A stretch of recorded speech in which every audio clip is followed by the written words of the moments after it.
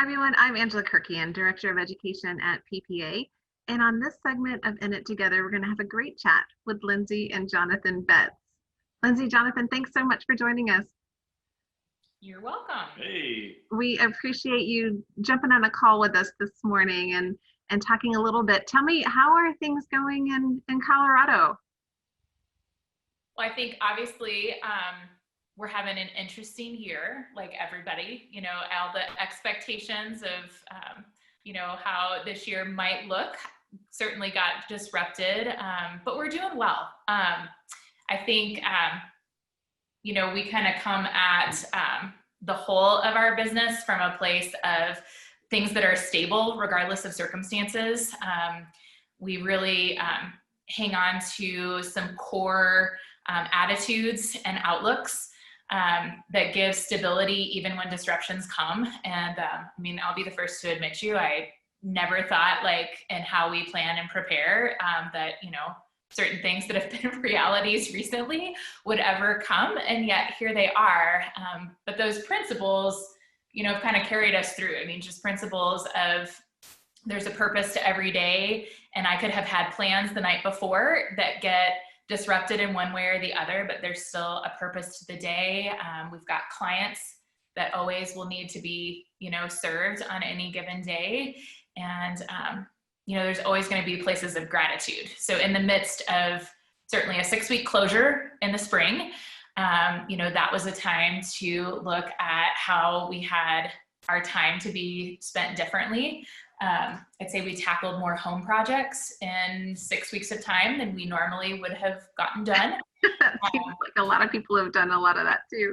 Yeah, things went fast. Yeah, it's not been a normal year, a typical year for anyone, including us. And it's, you know, it's just one of those things where you're riding the waves, and if you got air in your boat, and then you're going to be more on top of the waves, you know. So we were going to talk a little about, you know, how to put air in your boat, you know, and ride these waves that we're going through. Well, tell me a little bit about, for those of you who don't know, Jonathan and Lindsay, they are longtime members, fantastic supporters of PPA, great educators.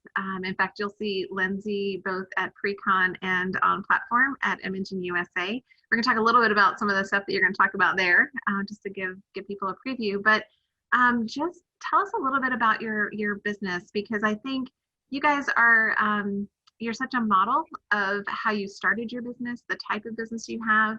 And I think that people can be very encouraged as a husband-wife team. This is your sole income, right? So this is it. Yeah. So, you know, I know you guys talk a lot about building a debt-free business and getting started that way, but can you share a little bit of your story of building your business and kind of how you got to where you are right now? Sure. Yeah, I mean, we wanted a debt-free business just because we didn't want the pressure of and the risk of, you know, losing what you love. And when you love something like photography, like we do, and everyone else watching the video, you know, loves photography. So why put yourself through that possibility of a risk of, you know, these economic times, and when you can completely have to rethink your focus. And I didn't want to have to do that. So right from the get-go, I wanted to set some parameters to start our business and do it to where, you know, we could just build it from a solid foundation, essentially. A good foundation, yeah. Was our choice. And I mean, for us, that looked like a business launch in a new city where we wanted to live. We were in St. Louis when we were starting the business planning and saving. And when we found Colorado Springs and knew that that was where we were going, you know, I mean, by the time we moved, you know, we had about $10,000 saved up for starter. We had intentionally said, you know, obviously we're not going to arrive and clients are going to know that we exist. So therefore, what will be our plan to support ourselves? And when it was going to come from a debt-free place, that looked like, okay, well, we need some jobs. And, you know, that might be happening now for some people, is you're having enough disruption that, you know, the income that had felt more predictable and stable has been disrupted in a way that maybe you want to intentionally say, hey, for this season, until this passes, I might need to do a little boost, you know, from another source. But I think, you know, when I think back to our story, we had so many people, you know, hey, okay, so, but what's your plan B? Oh, well, what if that doesn't work? Well, in our minds, like, that wasn't an option. We didn't have a plan. We didn't have a plan B. We had plan A, and we just stuck to it. But I think if you have a plan B, you invite failure. And there's a fine line between inviting failure and then also, you know, just being prudent and responsible. So it's not that either. It's not like just going all out and forgetting everything. It's, you know, planning it out, writing out a business plan. I mean, that was a big portion of our success right from the get-go, is sitting down and writing a business plan and knowing what our business was going to look like, who we wanted to serve, what that was going to look like. And just for those who don't know us, I mean, we're portraits, and we do high school seniors, we do families, we photograph people. You know, essentially we photograph people, and that's what we do, and that's what we specialize in. And so I don't know, I mean, we started our business in 2006, and you know, I've been doing, I in St. Louis, I was a pro photographer. I worked in a studio. I was a staff photographer since 2002. And so, you know, we moved out to Colorado and launched our business, and then had a couple of part-time jobs for, I don't know, couple of years or something. And then so let's talk about that, because I feel like sometimes people get stuck in that idea that maybe they're not completely professional if they have another job, or if they're doing something else, and so they aren't sure how to treat this new business that they have if they also have another job, you know. So defining their level of professionalism. What are your thoughts about that? I think for me, it's a step, like you need to realize what the big picture of your goal is, you know, and if that's one of the stepping stones to get to that bigger goal, then, you know, do that stepping stone and do it, but know in the back of your mind that this is only for a time, and this is going to train me, or this is going to let me do the thing I actually want to do. So treat it like something serious, because you have to get through, you know, this stage or this level to get to the next one. And so I don't know, that's how I would view it. I wouldn't ever view it as like, this is because I can't do what I really want to do, so I have to do this. Right. Well, and I mean, I hear all the time, I feel like there are so many photographers who the dream and the goal is not a full-time business. It's not what ours is, which is our sole source of income. But that doesn't make you less than a full-time photography business. Like, you're building what you have intentionally, I mean, it should have been intentional what you wanted to build, or typically you end up building the wrong thing. For some of you, like, if you're not intentional, you build something bigger than you ever wanted it to be. And for others, you weren't intentional and it never gets to the size that you wanted it to be. So it's always all about intentionality. And I think the thing that I always want, especially in the pre-con class, because it's all about business foundations, I want people to hear your profitability may be less as a part-time worker in gross numbers than a full-time worker, but your percentage should never be altered just because you work less. I mean, if I have an employer and I have been deemed that I work 10 hours a week versus the person over here who's working 40 hours a week, if we're doing the same job, the hours we work should be valued the same.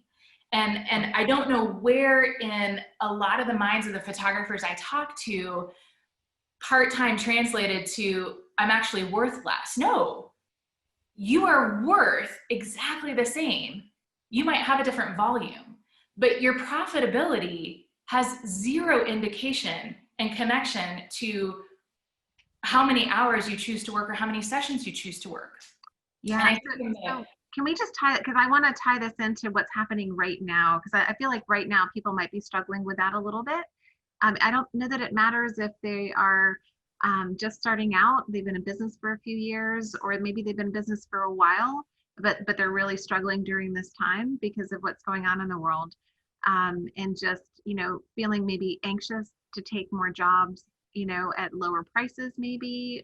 But do you have any words of encouragement for kind of this space and time on some of those basic business foundations?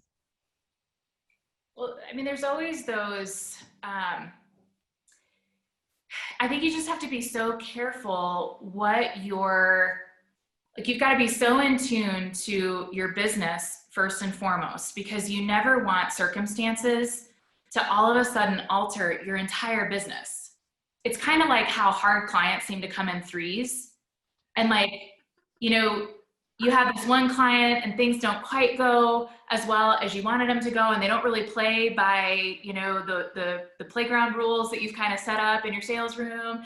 But that doesn't mean the whole playground gets readjusted because 1, 2, or 3 people didn't really play by the rules and do what you wanted them to do. Like, obviously, if you start having a pattern emerge, that's one thing. But I think a disruption in business is another time that you don't want that disruption to completely alter the culture that you've built within your business. And so I think it's just like in newer businesses, if you're going to build something that really is profitable and you're priced professionally, that's not a fast growth track. It's a very stable foundation, but you're in it for a longer term. And I think right now what we're seeing is seasoned businesses, very similar to what we're seeing, is we're getting some great clients in the door, but not in the volume that we want to see them. But we are not going to alter. We actually raised our prices this year by a pretty decent jump. We're in a brand new dedicated studio space. It was a really fresh time to we are providing a higher level of service. We have our master's degrees now. I mean, there are a lot of reasons to justify, which was straight out of a magazine article in PPA magazine earlier this year, when you can do bigger price jumps. And we did it. And the pandemic hit and nothing has changed. There was never a thought in our minds that we're suddenly worth less in the pandemic. I actually think we're worth more. But we're only going to be seeing right now families who are doing life and who are getting out there in the midst of this. And then in the wings are going to be some families who this is still important and we will be there for them. But their timing may be different. I think our seasons are going to look different this year. But there are places that within your brand, you can also do some things different. And that would be like when we did the cap and gown sessions.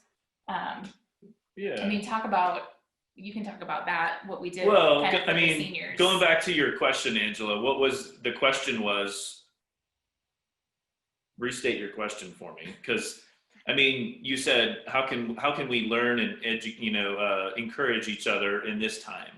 Yeah, and there's so many business foundations that you guys talk about, that you share with people not only in your community, your photographic community, but with PPA and a much larger group. And so I think sometimes when we hit things like what we're dealing with, that it can shake our foundation a little bit, and it can shake maybe even our resolve, or it touches on fear.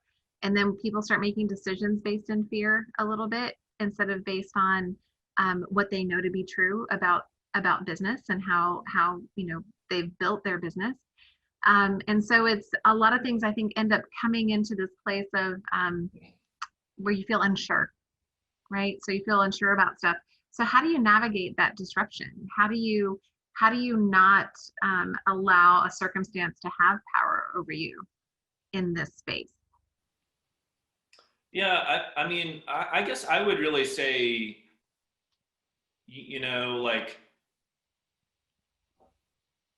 I don't know. I mean, I would say during an interruption like this, focus on your business, not, there's you can work on your business and you can work in your business. And one of the things that we did when we were forced to close, I worked on my business. I combed through my website, updated the website, changed the contact form, refreshed my Google listing business page, and did studio improvements. We brainstormed what to do when we opened again, like how we could come alongside, the senior class that was getting a lot of things kind of taken away, so we were ready to launch a cap and gown event that we had never done before. That was a really neat thing. You're just going to go back to the drawing board and, say, what can we do to stay relevant and be fresh in everyone's minds in the community, and in your community, do something that somebody else is not doing, and and you guys really filled a need. I would love to hear about your cap and gown program that you guys did this year, because that seemed to, from our previous conversations, it sounds like it was a success. You brought in. It's a huge success. Yeah. I mean, so it exceeded my expectations, I should say. I didn't really know what to expect. So the cap and gown thing we did was the whole you just keep your mind in the pulse of the community. And one of the things that we were hearing in the news was, hey, graduation for the class of 2020 is not going to happen. They're going to get no graduation. It's completely canceled. And we felt like, wow, you go to school your entire life and then now you can't graduate like officially with it felt like the celebration was being muted. Yeah, the ceremony, the whole ball of wax or whatever. And we thought, well, how can we give back to the community and to the high school seniors who are graduating now? And so what we did was, we had never done Facebook marketing before.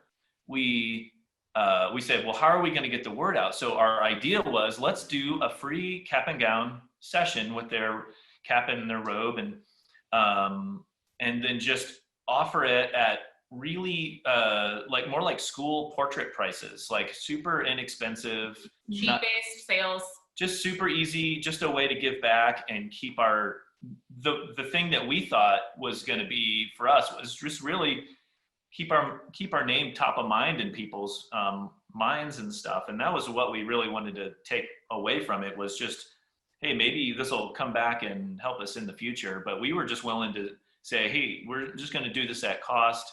The session is free. Here is everything. And well, don't say here is everything. It wasn't here is everything. You just made that sound like, and here you go. No, it was basically, we booked people in 30-minute segments. John had them for 10 minutes in the camera room to do with cap and gown, without cap and gown. If they had a diploma, they brought it.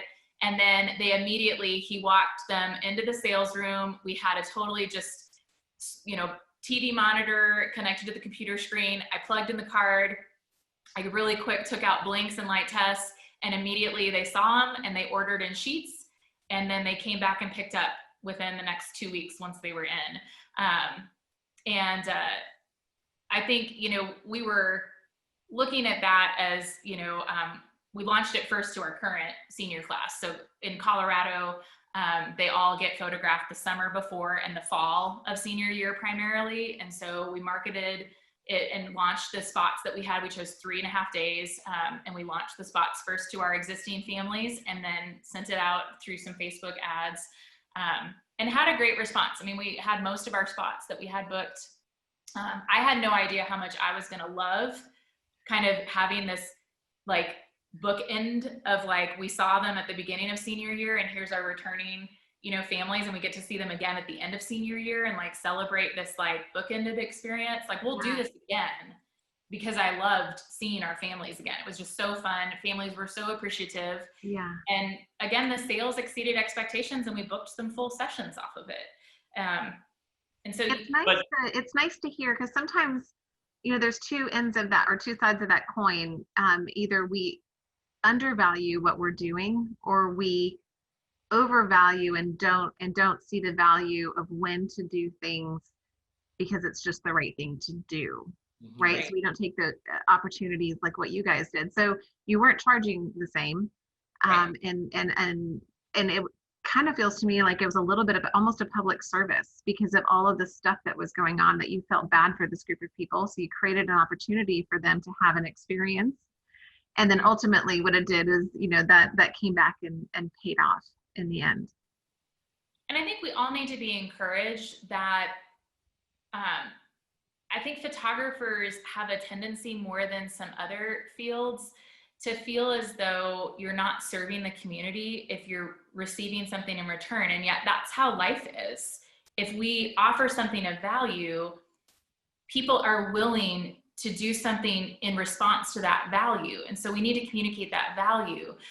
You know, we don't walk into a restaurant and expect our food for free. We don't walk into a store and expect to walk out without having paid for something. Like, we're willing to exchange in return. And so I think, you know, we're always about, like, there's a portion of what we're going to give, but then what people receive, actually they value more when there's been something that they have given in return. And so you also have to recognize that, you know, what we get for free, we often don't value the same. And we need to remember that too when it comes to our businesses and the clients we serve. Definitely. Yeah, no, that's such a good point. It's so fun to hear you guys talk about this. It's very encouraging that there is kind of this place that you can find that balance, and really serve your community, and then let your community support you, which is really that wonderful balance. So tell me, any other thoughts? I know you're going to be talking a lot about all this business stuff at Imaging. We get a full day with you during a pre-con class, and then you're also doing a platform program for us as well, Lindsay. I know you're going to be talking about building a debt-free business, but what else are you going to be talking about at Imaging? I think when it comes to especially the platform presentation, which is very financially driven, the heart of that is going to revolve, yes, debt-free practices that can both build as well as then sustain your business in very solid ways, to where the disruptions don't have to feel life-altering and don't have the power anymore to have fear. That causes you to sometimes make decisions that you wouldn't otherwise make. One of the things that is just really close to my heart that doesn't get talked about much is just the difference in profitability and sustainability. And I didn't even realize that until not too long ago. But I've realized that profitability and sustainability are related, and yet they're two different concepts. Profitability may still mean that you live paycheck to paycheck, but there's enough profitability to pay yourself. But we need to expect that disruptions are going to happen. And this year was perhaps our biggest time of a totally unexpected disruption, but all of us are going to have that, whether it's within our own families or within the greater community that we're in. I mean, they come from a host of different sources, and so we need to be ready. And that's where sustainability comes in. And so you have to build profitability in a way that you're not just paying yourself, which is very important to do, and you have to be compensated. But beyond that, you have to be pouring into the sustainability of your business, which comes from the savings and what you'll often hear called retained earnings within a business. And that's where you need to be, you know, funding an emergency fund. I mean, this disruption. So you're saying a business can be profitable, but not sustainable. Correct. But you can't be sustainable without profitability. Without being profitable. Sustainability can only come from profitability, but you could be profitable and not sustainable. And I will say, if the disruption of this year has brought out a lot of fear and a lot of panic, that probably means you've been profitable and not sustainable. And this is an opportunity and an invitation to make things look different as you take your next steps right now. And I would strongly encourage you to take those next steps. And that's as simple as realizing and evaluating, hey, do I have an emergency fund in my business? And I would encourage you to have it for your family too. And it changes everything when you don't go into panic mode. Like, we've been saved from panic mode because we've committed for so many years to bring that sustainability into our business. So when this all started unfolding, a 6-week disruption, that was a little blip on the radar. Like, okay, well, we should scale back. You know, we're going to not be able to pay ourselves what we maybe would have been paying ourselves. But, you know, we do a lot of things, like we're committed to living below our means, and we know how to scale back. When we get to have a lot of, you know, bigger family budgets, great. We know where we're putting that. You know, we know we're saving for trips and travel, but like in a lean month, we don't save for trips and travel. Like, that just doesn't happen. So we know how to scale back, but we also knew we had 6 months of needs in our business and 6 months in our family, which combined means John looked at me and said, okay, what does this look like? Like, if we had zero business come in, and you know, like, how long could we go? And I said, well, we could do a year. Like, that's great. I hope you guys hear, I'm not saying that to brag. I'm saying that to give you a picture of why the sacrifice of not spending all your profits and retaining on the side, like the gift that becomes when you could look at yourself in the mirror, or you could look at your spouse and say, hey, this looks like a 6-month disruption, but we can come at this from the piece that, like, if we literally had not $1 come in the door, we could have 6 months before we needed to worry, or we could have 8 months, or we could have 12 months, or we could have 18 months.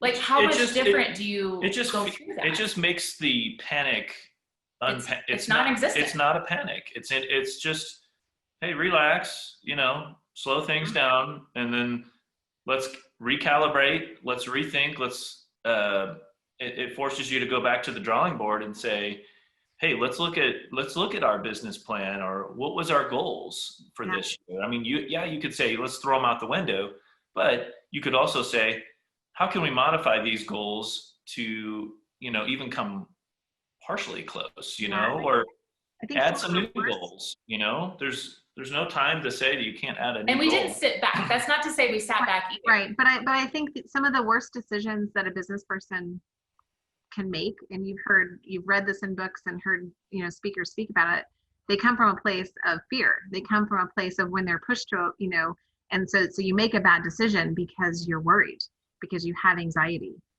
So setting up a business that is sustainable allows you to, when we get into something like this, now you're not pushed into that place of fear. You can, as Jonathan said, sit back, reassess, and make good decisions, not from a place of anxiety, you know, which is so important. I so appreciate your passion and love for teaching things about finance. It's so encouraging, and I know it's something that our viewers and our members need and appreciate once they dive into it. So thank you for making that so accessible. We're super excited to have that at Imaging USA. As we're kind of wrapping things up, do you have any other tips or advice about, you know, keeping your plan A and not even having a plan B? I love that when we talked about that earlier. Yeah, so I don't know. I think we talked about, you know, we're all in this industry because we love what we do. We love being creators, and how do we get to be, you know, how do we get to continue doing that? And you know, just setting some foundations, you know, is fantastic. So if you don't have goals or any, if you're just kind of shooting from the hip in your business and just letting some extra income come in, that's great. You know, maybe you don't even need the extra income, but if you rely on it, or if you want to rely on it, you know, just create some parameters and some goals for yourself, and then ask yourself, how do I need to get there? And it slowly grows, and you'll get there. So It's a slow moving truck though. I will promise you that. It's not like, okay, at the end of this year, don't set yourself up for failure and say like, if I don't make my goals, then I'm quitting. That's just not the way to do it. But just say, how can I improve these goals next year? And you keep improving them, year by year. And I think it's being very intentional to make every family that's with you receive your best. I mean, right now we're working with less families, but they're getting our best. And anytime you give your best, you're building a client base that's more likely to love you and to bring their loyalty back to you. And that's an advantage, certainly right now, for those of us who have the more seasoned businesses, is we have a group of families that will need us again this year, and we're the ones they're going to think of, because ideally we did an amazing job for them last time. And you want to go into every job from the get-go all the way through all of your years in business. Every single job and every single family deserves your best, and so you do that. And I think we've got just a sense of gratitude for what we have coming in. Instead of looking at what we might not have, we're focused on what we do have. Yeah, and just being. I like to say the gratitude changes your attitude, right? I like that. And even though this year might be slower than, other years, I do appreciate what you're saying too about just having the time to even spend with each of those clients and making them feel like, they're the most important client you've ever had, and bringing them your absolute best. That is an opportunity that we have right now that I think in busier times we maybe gloss over or don't take as much energy to put towards that. And I think if we're so grateful for those who are willing to do business with us in a time that we know is difficult for a lot of people, yeah. I mean, how much more can we share gratitude with them? And I'm not saying like, that doesn't mean discounting. It means just giving them an amazing experience where they feel special and valued. And right. One of the ideas that we had gotten out of our mastermind group earlier this summer was one of our members saying, I want to do more touch points of gratitude to my clients. And at first I was like thinking he meant client gifts and stuff like that, but really it boiled down to more thank you notes. And so we came back and I started making sure that after a client came in for the first time, or maybe a return time, but to book a new session, I've added a thank you note just to say we're excited for your session that's going to come up. We didn't used to do a thank you note then, but like what a small step to cause them to feel special. And all it took me was a couple extra minutes and a stamp, and so now they're going to have a thank you note for booking and knowing that we're excited for their session. And they're going to have a thank you note after they've received their order. So just that extra thank you note too. I mean, like, I've got more time. I'm working with a little bit less people, but they can get maybe even more of our best in this. And you're also like, sort of, I think they get even more excited to, like they're like, holy cow, I got a thank you card and I haven't even been photographed yet. Like it's just one of those extra things that, lends to your customers and clients to be cheerleaders for your business, and just showing appreciation, and people recognize that. So yeah, I've heard a lot of people talking about this time really being an opportunity to build your brand. We're so worried about, the money coming in right now, which obviously there's a reason to worry, if you're in that situation, but that this is an opportunity for us to define who we are in the minds of our customers, by being that business that's very present. And I love the idea, and I want everybody to kind of take this as a just an encouragement of really evaluating all of your touch points. I love that your group did that. I think that's really smart, because when you do that, you really start to understand the client experience journey. And so mapping that out and creating this amazing client experience that's, that you have time to do right now. Hopefully you can. And that could look like, Angela, sending a text message, if that's what your business is. It's just, we were trying to come up with something that's not like what they get every single day. Is 100 text messages, and it's just something slightly different. It is obviously slower, but it's more real, I think, and it's lasting, whereas a text message is here and gone so quickly. And then, after that, photography session, they're going to still look at that thank you card, and it's just it's a little bit more lasting than a text message or an email. And it comes out of our brand that seeks to be more timeless and to be tangibly driven. If we're wanting them to create prints, to create wall art, to create albums with us, well, we have to evaluate, like, are we even doing our thank yous in a way that supports that? If we just do digital thank yous, but we're asking them to really value a tangible world, so you have to know your brand. You have to really evaluate every extension of your business should support a consistent message, and sometimes all of us will miss some of it. And that's where you want that camaraderie and some other, like-minded photography businesses around you, whether that is a actual mastermind group, whether it's another person in your area and you say, hey, I just did these things. Is this consistent with my brand? Make sure and evaluate, because all of us are going to miss the mark from time to time.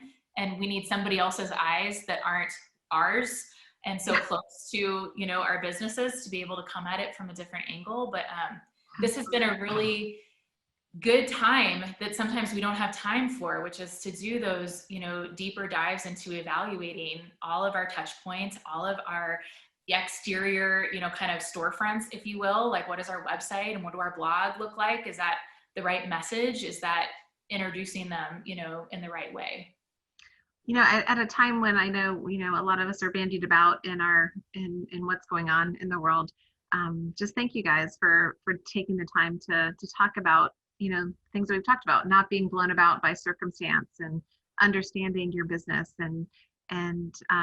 Again, I just keep going back to not having a plan B, because I do think that that's a mindset, right? And knowing that you can overcome this. I want to encourage all of you guys to just continue to own the value of what you do and the value of your craft, and take care of your clients, right? That's the other great message that we're hearing here. Is there anything else that you guys have for us before we? I would encourage you guys to just keep going, and this is maybe it's a speed bump in your business, and as a business owner, you're going to hit speed bumps, and so expect it. This won't be the last time. It could be the first time, but it won't be the last time. And the mindset is, hey, maybe next time I hit the speed bump, I'll have better shocks on my car. There you go. I like that. I won't bottom out the next time.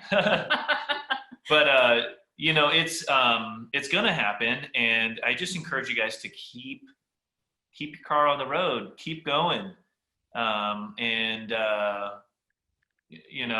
don't give up, because we love this industry too much to just let go. So absolutely, detours still get you to your destination if you stay on track. It just might not look as pretty.